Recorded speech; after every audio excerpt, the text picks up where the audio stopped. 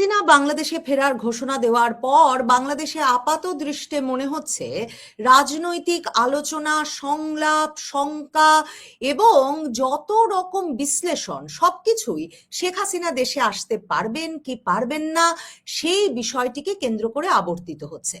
ডিসেম্বরে শেখ হাসিনা আসবেন এমন একটা ঘোষণা দিয়েছেন, বেশ কয়েক মাস তিনি হাতে রেখেছেন, অথচ বাংলাদেশের মূলধারার গণমাধ্যম থেকে শুরু করে সামাজিক যোগাযোগ মাধ্যম তো বটেই, সকল কলাম, রাজনৈতিক বিশ্লেষণ কেন শেখ হাসিনা দেশে ফিরতে পারবেন কিনা এই নিয়েই হচ্ছে।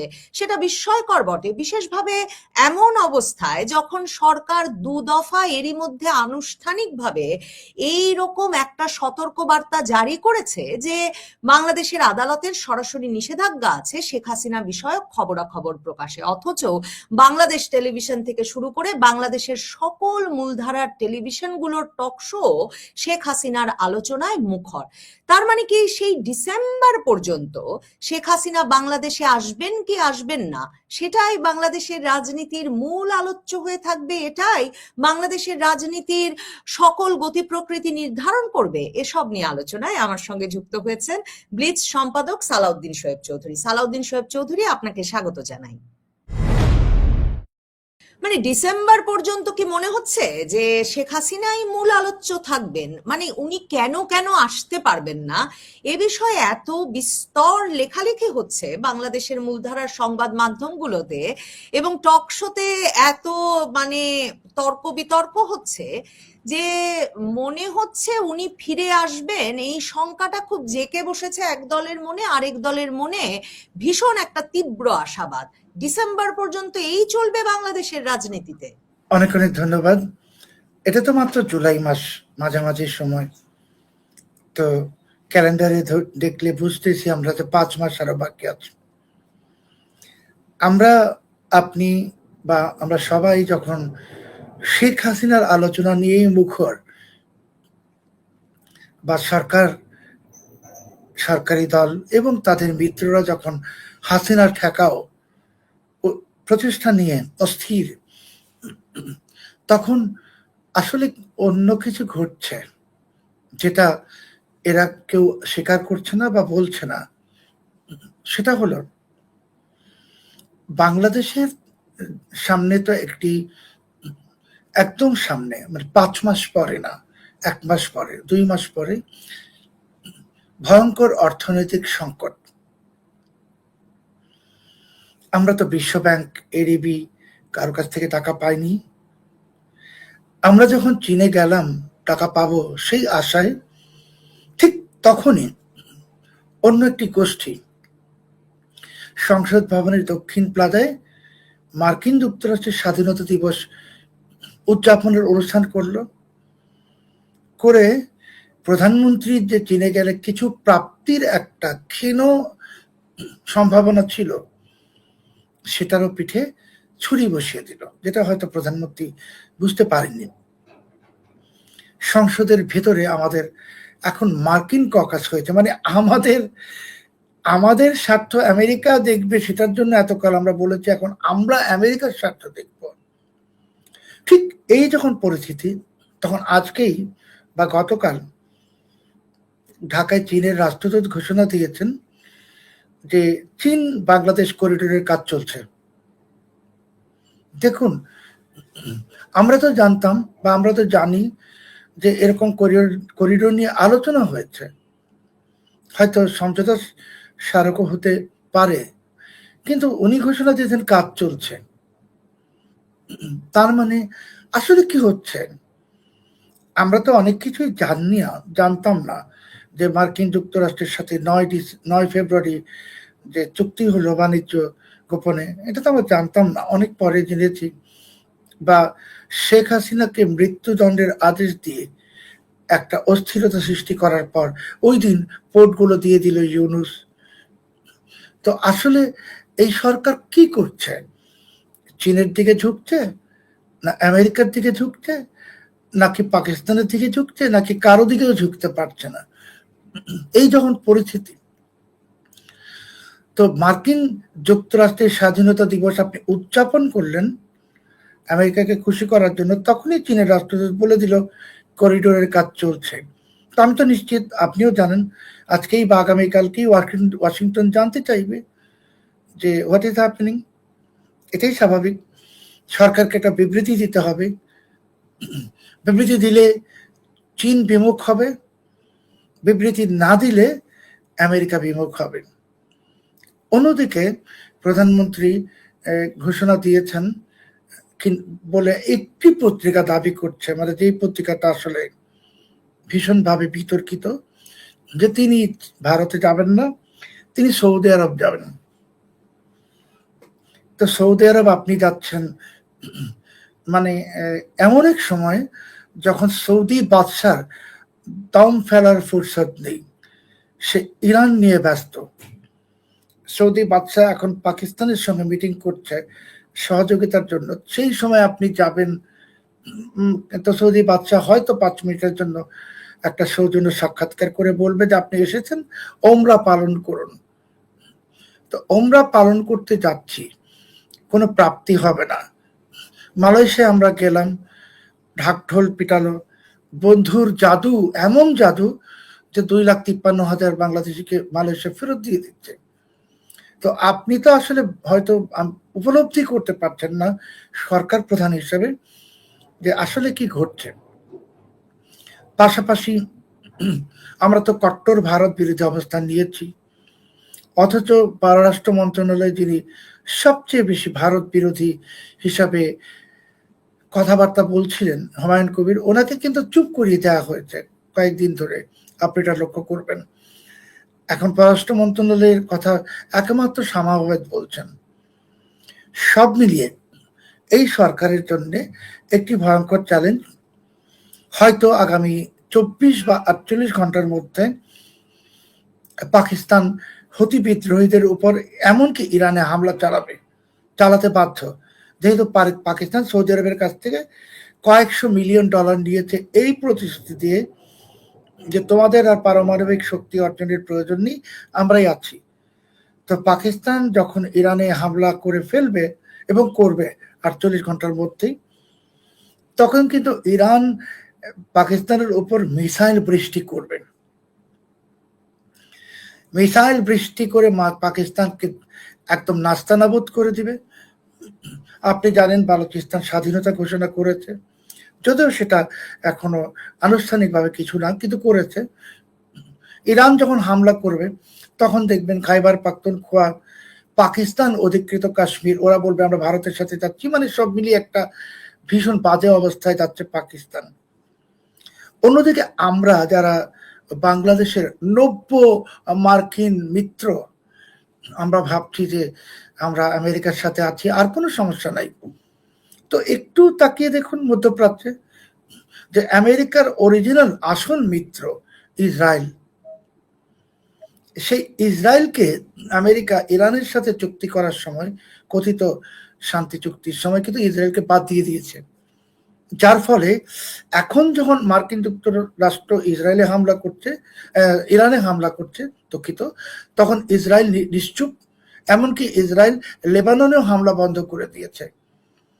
তো ইসরায়েলের মতো দেশ যদি আমেরিকার আস্থাভাজন না হয়, বা এখন আর আস্থায় না থাকে, বা ইসরায়েল যদি আমেরিকাকে বিশ্বাস না করে, তো আপনি কোথাকার কোন নব্য আমেরিকান বন্ধু, আপনার জন্য আমেরিকা কিচ্ছু করবে না। আর আপনাকে চারপাশ থেকে ঘিরে ফেলা হয়েছে জিও পলিটিক্যাল ভূ রাজনৈতিক ষড়যন্ত্রে। এখন আপনি, আপনার অনুষ্ঠানে আমি বলেছিলাম যে আমাদের অবস্থা হবে শ্যাম রাখি না কুল রাখি। আপনি বলছেন চীনে গেছেন, করিডোর আলোচনা করেছেন, আর চীনের রাষ্ট্রদূত বলছে করিডোরের কাজ চলছে। কিন্তু এই অবস্থায় শেখ হাসিনা যে ডিসেম্বরে আসার ঘোষণা দিলেন, আপনার মনে হয় উনার প্রধান সমর্থক কারা? আর মানে জিওপলিটিক্যাল যে সিচুয়েশনের কথা বললেন, তাতে তো বাংলাদেশ একরকমের, হয়তো বাংলাদেশকে একরকমের মানে বড় পরাশক্তিগুলো, এমনকি আঞ্চলিক পরাশক্তিগুলোর কিছুদিন ভুলে বসে থাকতে হবে। কারণ মানে ইরান যুক্তরাষ্ট্রের এই যুদ্ধ যেভাবে সারা পৃথিবীব্যাপী ছড়িয়ে পড়ছে, এমনকি হামলার মুখোমুখি হওয়ার মাধ্যমে, সেখানে তো আসলে এই প্রসঙ্গটা এক রকমের মানে ভুলে যাওয়া ছাড়া পরাশক্তিগুলোর আমি কোনো গতি দেখি না। তখন আমাদের প্রধানমন্ত্রী কার পরামর্শ অনুসরণ করে চলছেন? কারণ নানা জনের পরামর্শ নিয়ে তো তিনি দেশে ফিরেছেন।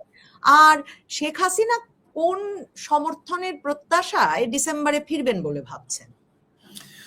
দেখুন, যে আমরা আসলে আমাদের এই সরকার খুব উদ্ভ্রান্ত একটা পরিস্থিতির মধ্য দিয়ে যাচ্ছে। উদ্ভ্রান্ত তারা আসলে। পাকিস্তান যদি ইরানে হামলা করে, আপনি তো এটা নিজেও জানেন যে তাৎক্ষণিকভাবে চীন ভারতের সাথে গভীরভাবে মিশে যাবে ভূ রাজনৈতিক খেলায়। ভারত চীন যখন একখানে হয়ে যাবে, তখন আমেরিকা এখানে কিছু করতে পারবে না। আর যেই পাকিস্তানকে কিছু লোক ইমাম মেনে বসেছিল, ইমাম, সেই পাকিস্তান তো এখন আপনি দেখবেন যে আগামী 48 ঘন্টার মধ্যে খুব বাজে একটা পরিস্থিতিতে পড়বে। এই জন্যে যে পাকিস্তান যদি ইরানে হামলা করে, তাহলে পাকিস্তান নিশ্চিতভাবে আক্রান্ত হবে ইরানের দ্বারা।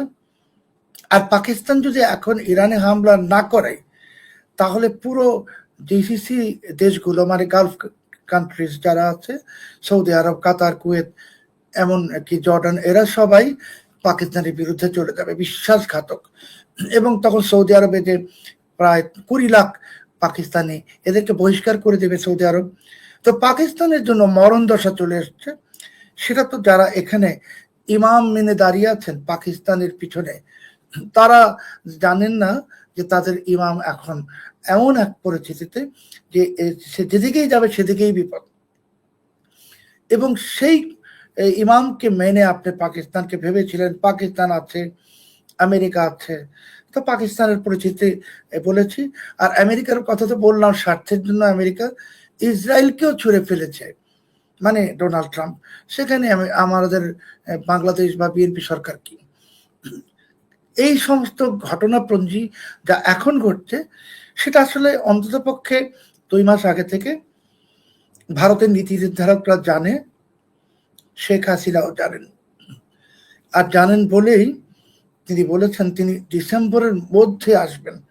তিনি কিন্তু ডিসেম্বরে আসবেন বলেননি, অ্যারাউন্ড ডিসেম্বর, ডিসেম্বরের মধ্যে, শব্দটা এক্স্যাক্টলি এটা ছিল। এবং আপনি লক্ষ্য করুন যে এই সর্বশেষ যে উনি রয়টার্সকে সাক্ষাৎকার দিয়েছেন, এরপর উনি আর কোনো সাক্ষাৎকার দিচ্ছেন না, কারণ উনি হয়তো নতুন কোনো স্ট্র্যাটেজি আর প্রকাশ করতে চাচ্ছেন না। যে ওই রয়টার্সকে সাক্ষাৎকারটা দিয়ে উনি যাদেরকে নার্ভাস করা দরকার ছিল তাদেরকে করে দিয়েছেন। এখন দেখবেন যে শেখ হাসিনার বিরুদ্ধে আর নতুন নতুন কিছু মামলাও হবে, কারণ শেখ হাসিনা ঠাকাও। আপনি শেখ হাসিনা ঠাকাও করছেন কার শক্তিতে? মার্কিন যুক্তরাষ্ট্রের শক্তিতে না পাকিস্তানের শক্তিতে? কেউ আপনার সাথে থাকবে না। এখন গোটা বিশ্ব এবং ইরান যুদ্ধ অন্তত পক্ষে 2 বছর চলবে। এই অবস্থায় দেশে টাকা নেই, অর্থনীতির অবস্থা খুব খারাপ। মানে আপনি বাংলাদেশে যে টাকা ছাপাচ্ছেন, সেটা তো কোনো ভালো খবর না। আমাদের টাকার মানও তো পড়ে যাচ্ছে ক্রমশ। তো টাকা ছেপে আপনি কতক্ষণ দেশ চালাবেন? বিদেশি কোনো টাকা আসবে না, বিনিয়োগ আসবে না। আর চীন এমন একটা কৌশলী দেশ, চীন আপনাকে এখন ঠেলবে মার্কিন যুক্তরাষ্ট্রের বিরুদ্ধে, যেটার জন্যই এই রাষ্ট্রদূত ঘোষণা দিয়েছেন যে করিডোরের কাজ শুরু হয়ে গেছে। কাজেই এখন আপনি চীন রাখবেন না আমেরিকা রাখবেন? আপনি তো আসলে এমন ভাবে গত 5 মাসে বা ইউনুস জমানায় পুরো, আসলে তো এটা ইউনুসেরই ধারাবাহিকতা, তো 2 বছর যেভাবে চলেছেন সেটা খুব ভুল পথ ছিল। আপনি সবাইকে খেপিয়ে আপনি ভেবেছেন আমেরিকার পাকিস্তান থাকলেই হলো, তো পাকিস্তান তো শেষ। পাকিস্তান এখন অন্য কিছুতে দিকে যাচ্ছে। 48 ঘন্টা পর সবাই জানবে। আমেরিকা আপনাকে সময় দিবে না, আমেরিকা ব্যস্ত এখন ইরান যুদ্ধ নিয়ে। সব মিলিয়ে এটা তো আন্তর্জাতিক প্রেক্ষাপটে একটা জটিল পরিস্থিতি বটে, কিন্তু দেশে শেখ হাসিনার এই আসবার ঘোষণাটা তারেক রহমান এবং তারেক রহমানের যে বিরোধী রাজনৈতিক শিবির অন্তত সংসদে, মানে জামায়াতে ইসলামী, জাতীয় নাগরিক পার্টি, যারা মানে একটা তো মানে খাতায় কলমে কাগজে কলমে অন্তত যারা বিরোধী দল, তাদের মধ্যে বরং আরো একটা শক্তপোক্ত জুলাই ঐক্য গড়ে উঠলো কিনা। কারণ আপনি নিশ্চয়ই দেখেছেন যে যত কলাম লেখা হচ্ছে প্রথম আলো থেকে ফেসবুকে, সব বিশ্লেষণে এক কথা যে জুলাই ঐক্য সমুন্নত রাখতে হবে শেখ হাসিনাকে ঠেকাতে হলে। শেখ হাসিনার এই ঘোষণা আসলে সেই জুলাই ঐক্যকে সমুন্নত রাখতে বা আরো বেশি দৃঢ় করতে একটা বড় ধরনের ভূমিকা রাখবে। সেই ঐক্যের মুখে শেখ হাসিনা ফিরতে পারবেন না, এমন একটা পরিস্থিতি তৈরি হওয়া সম্ভব হবে কিনা ওই ডিসেম্বরের মধ্যে। দেখুন, আপনি যে বিএনপি এবং তাদের কথিত বিরোধী দল, আমি কিন্তু বলেছি আপনার অনুষ্ঠানের আগে যে 2001 থেকে 6 ছিল বিএনপি জামাত জোট সরকার, আর এখন এটা বিএনপি জামাত যুক্ত সরকার। আর আপনি যে ঐক্যের কথা বলছেন, আপনি তো জাতীয় ঐক্যের পথে হাঁটেননি। জাতীয় ঐক্যের পথে হাঁটলে তো জাতীয় পার্টি ছিল এবং আরো বাম রাজনৈতিক দলগুলো ছিল, কাউকেই তো আপনি সাথে নেননি। আপনি নিয়েছেন কট্টরপন্থী কিছু রাজনৈতিক শক্তিকে এবং যারা স্বাধীনতা বিরোধী, এবং আপনি নিজে। কাজেই ওই জুলাই ঐক্য বলুন আর যাই ঐক্য বলুন, তাহলে তো আপনি বলছেন শেখ হাসিনা 71-এর চেতনা বিক্রি করেছে। তো চেতনা বিক্রি করেও তো 24-এর 5 অগাস্ট উনি টিকতে পারেননি। মানে আমি তর্কের খাতিরে বলছি।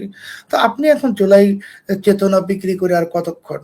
আর জুলাই চেতনা যে এরই মধ্যে মানে এটা যে চেতনা নাশকে পরিণত হয়েছে, তার প্রমাণ তো চোখের সামনে দেখছি।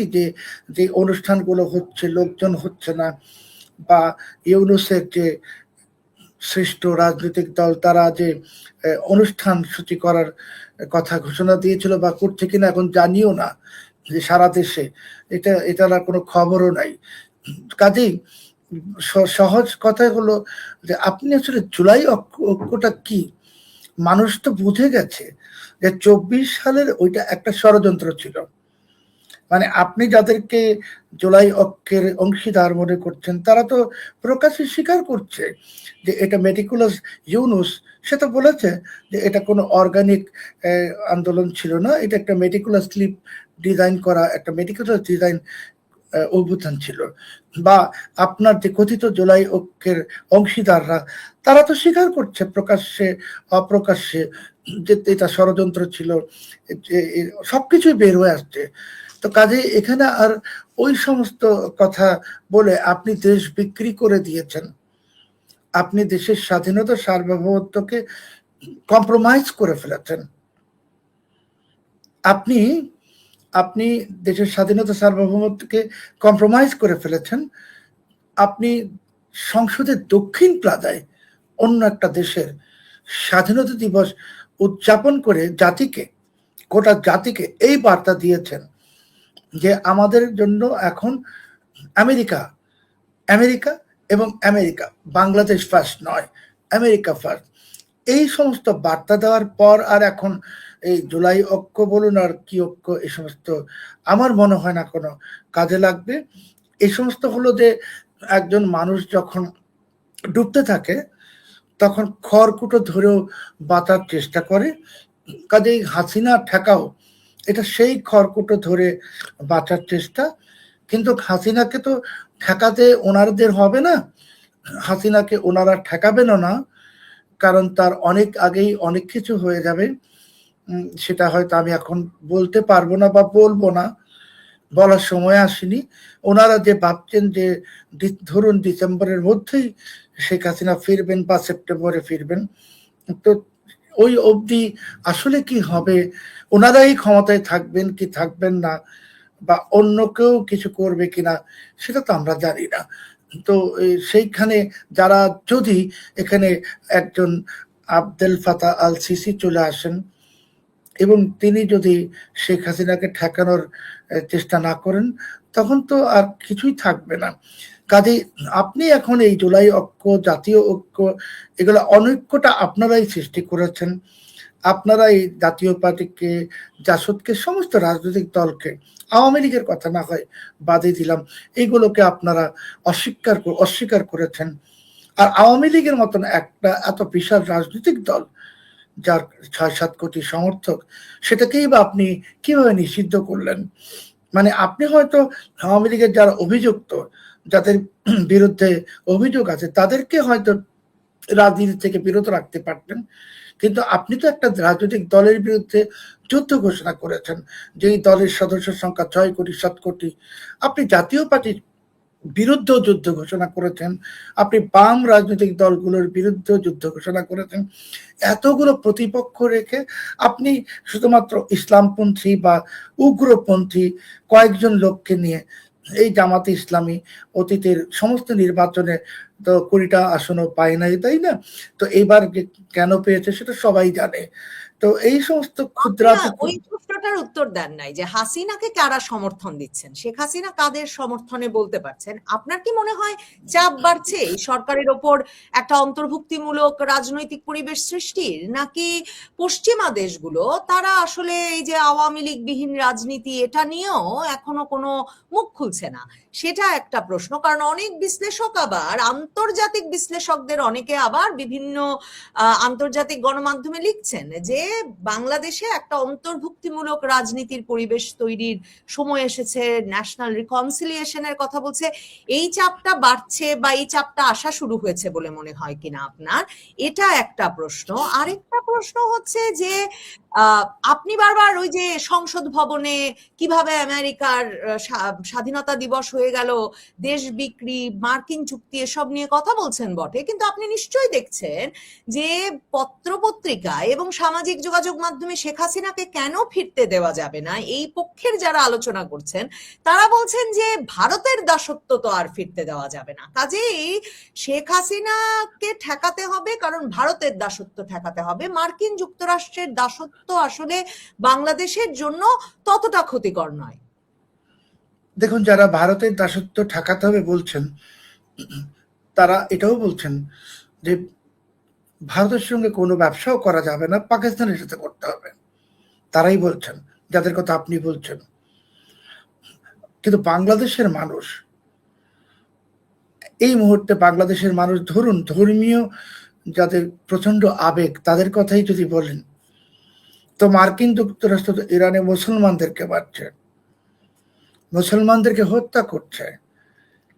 মার্কিন যুক্তরাষ্ট্র তো ইসরায়েলের মিত্র। তো সেই মার্কিন যুক্তরাষ্ট্র কখনোই ওই ধর্মীয় আবেগপূর্ণ লোকদের কাছে ভারতের চেয়ে ভালো কিছু হবে না। আর আমেরিকা যে মানে ইসলামের শত্রু, এটা সবাই জানে, সবাই জানে। কারণ যে আপনি এখানে একটা ভারত বিরোধী জিগির তুলছেন যে না, আমরা ভারতের দাসত্ব করবো না। ভারতের দাসত্ব তো আমরা কখনোই করিনি, এখনো করি না, ভবিষ্যতেও করব না।